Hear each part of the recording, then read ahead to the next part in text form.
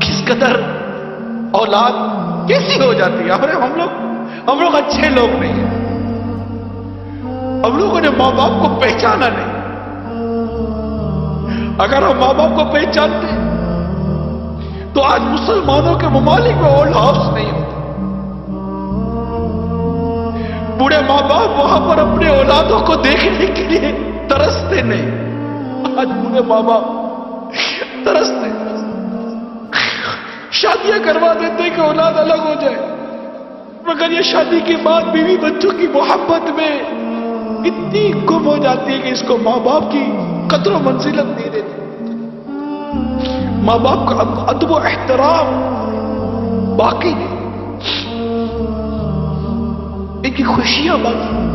کبھی کوئی چیز ماں باپ کے لیے لے بھی نہیں جاتے کہ بھائی آپ کے لیے لایا ہوں, خوش ہو جاؤ. باپ کو جو چیز پسند نہیں کبھی بھول کر تو صبح ہو یا دوپہر یا رات میں لے جاؤ. ابا پوچھے بیٹا کیسے ہے؟ ابا جان یہ میں بازار سے نکلا تھا, میں نے دیکھا آپ کو بہت پسند ہے, میں آپ کے لیے لایا ہوں, اور آؤ دونوں مل کر بیٹھ کر کھاتے ہیں.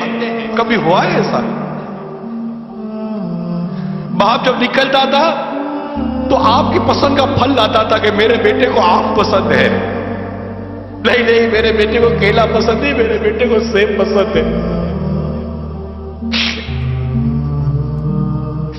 آج ماں باپ کے آگے ٹھنڈا کھانا رکھ دیتے ہو,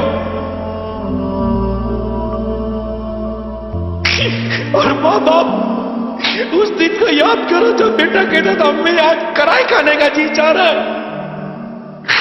ماں کی طبیعت ٹھیک ہو یا نہ ہو تم کڑھائی پکا کر کھلاتی تھی. ہوٹل دی وہ ماں کو باورچی نہیں تھی. نہیں امی یہ پسند نہیں ہے, میں نے آج انڈا کھانا ہے, اس کے لیے یہ انڈا بنایا, میرے لیے وہ انڈا بنا کر دو. تمہیں دو قسم کے انڈے بنا کر تمہاری ماں کھلاتی تھی. آج تو گھر کا سامان لاتے ہو تو بیوی بچوں کے لیے چھپا کر لاتے ہو کہ ماں باپ دیکھ نہ لے, کہ ماں باپ یہ سامان دیکھیں گے تو کہیں گے بیٹا کہاں سے لائے ہو.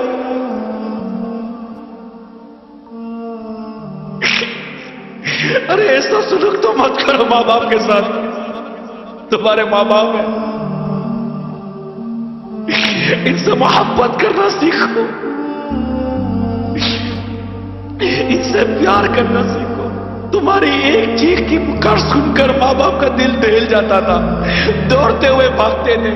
آج بوڑھی ماں بستر سے گر کر الٹی پڑی ہوئی ہے, تم کو اٹھانے کی فرصت نہیں ہے.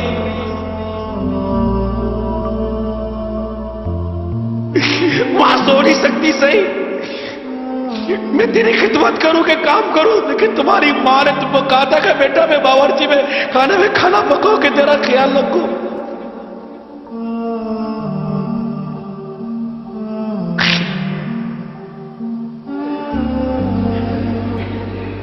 تمہاری خوشیوں پر اپنی خوشیوں کو قربان کیا ماں باپ نے. تم ان کو خوشی دینے کے لیے اپنا وقت قربان نہیں کر سکتے. ماں باپ ترستے ہیں کہ ہمارا بیٹا ہمارے پاس 2 گھڑی بیٹھ کر محبت بڑی بات کر تو جائے, مگر تمہارے پاس ماں باپ کے لیے وقت نہیں. چھٹی کے دن دوستوں کے ساتھ وقت گزارو گے, لیکن ماں باپ کے پاس بیٹھ کر ان کی دل جوئی نہیں کرو گے. تم جب 5 یا 6 سال کے تھے, پاؤں میں درد ہوتا تھا تو چیختے تھے ماں پاؤں میں درد ہوتا ہے. ماں پوری رات بیٹھ کر تمہارا پاؤں دباتی تھی. باپ تمہارا سر دباتا تھا. بخار ہوتا تھا تو پانی والے کپڑا کر کے رات بھر تمہاری پیشانی میں رکھتے تھے.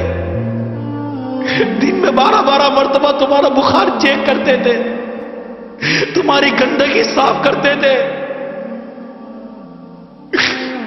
آج اس ماں باپ کو ڈاکٹر کے پاس لے جانا, تمہارے پاس ڈاکٹر پہ لے جانے کی فرصت نہیں ہے.